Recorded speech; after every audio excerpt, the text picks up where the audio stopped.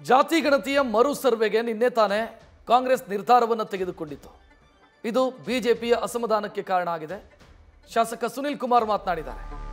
ಕೇಂದ್ರ ಸರ್ಕಾರವೇ ಜಾತಿ ಗಣತಿ ಜನಗಣತಿಯ ಜೊತೆಗೆ ಮಾಡೋದಕ್ಕೆ ಹೊರಟಿದೆ. ಈಗ ನೀವು ಯಾಕೆ ಹೊಸದಾಗಿ ಪ್ರತ್ಯೇಕವಾಗಿ ಮಾಡೋದು? ಅದರ ಅಗತ್ಯ ಇಲ್ಲ. ಸಿದ್ದರಾಮಯ್ಯ ಅವರಿಗೆ ಆಪತ್ತು ಬಂದಾಗಲೆಲ್ಲ ಈ ಜಾತಿ ಗಣತಿಯನ್ನು ಮುಂದಕ್ಕೆ ತರುವಂಥ ಕೆಲಸವನ್ನು ಮಾಡ್ತಾರೆ. ಈಗಲೂ ಅದನ್ನೇ ಮಾಡ್ತಾ ಇರೋದು ಸಿದ್ದರಾಮಯ್ಯ. ಈ ಹಿಂದೆ 165 ಕೋಟಿ ರೂಪಾಯಿ ಪೋಲಾಗಿದೆ. ಜನರ ಬಳಿ ಕ್ಷಮೆ ಕೇಳಿ ಅಂತ ಶಾಸಕ ಸುನಿಲ್ ಕುಮಾರ್ ಆಕ್ರೋಶ ವ್ಯಕ್ತಪಡಿಸಿದ್ದಾರೆ.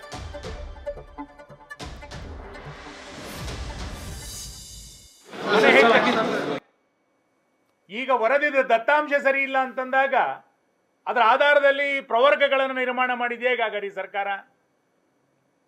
ಇದಕ್ಕೆ ಮುಖ್ಯಮಂತ್ರಿಗಳೇ ಉತ್ತರವನ್ನು ಕೊಡಬೇಕು. ಯಾಕೆ ಅಂತಂದ್ರೆ ಇದನ್ನ ಪದೇ ಪದೇ ಗಟ್ಟಿಯಾಗಿ ಹೇಳ್ತಾ ಇದ್ದಿದ್ದು ಮತ್ತು ಇದರ ಬಗ್ಗೆ ಹತ್ತಾರು ಪ್ರಶ್ನೆಗಳನ್ನ ಬಿಜೆಪಿ ನಾಯಕರು ಬೇರೆ ಬೇರೆ ಸಂದರ್ಭಗಳಲ್ಲಿ ಕೇಳಿದಾಗಲೂ ಕೂಡ ಅತ್ಯಂತ ಉಡಾಫೆಯಿಂದ ನಾನು ಜಾತಿ ಗಣತಿಗೆ ಬದ್ಧನಾಗಿದ್ದೇನೆ, ನಾನು ಅದನ್ನ ಮಾಡೇ ಮಾಡ್ತೇನೆ ಅಂತ ಪದೇ ಪದೇ ಹೇಳ್ತಾ ಈಗ ನನ್ನ ಏಕಾಏಕಿ ನೀವು ಉಲ್ಟಾ ಹೊಡೆದಿರೋದನ್ನ ನೋಡಿದಾಗ ಹಲವು ರೀತಿಯಾದಂಥ ಅನುಮಾನಗಳು ಇವತ್ತು ವ್ಯಕ್ತ ಆಗ್ತಾ ಇದೆ ಅಂತ ನನಗನ್ಸುತ್ತೆ. ಮತ್ತೆ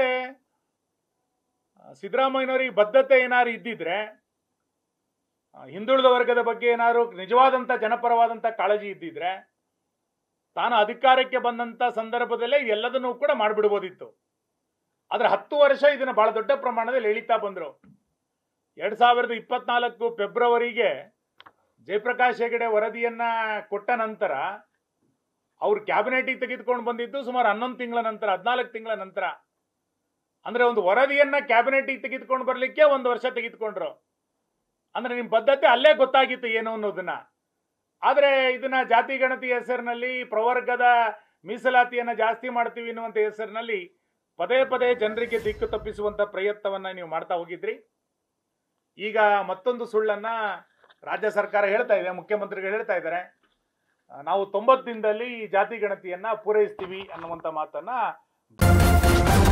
ನ್ಯೂಸ್ ಫಸ್ಟ್ ನಿರ್ಭೀತಿಯಿಂದ ನಿಮ್ಮ ಪರವಾಗಿ.